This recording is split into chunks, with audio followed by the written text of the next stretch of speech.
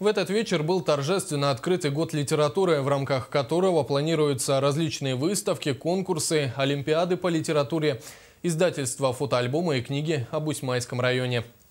В завершении выпуска к новостям спорта. Всероссийские соревнования по плаванию «Амурские тигрята» прошли в Хабаровске.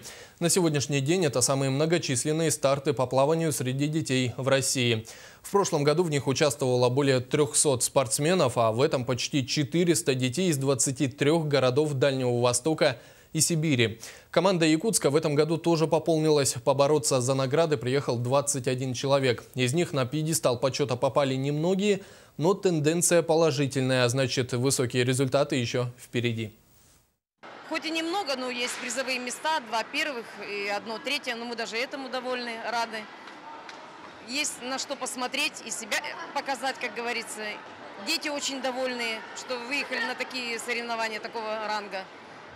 Поэтому надеемся, что в следующем году подтянемся уже и будем соперничать со всеми командами.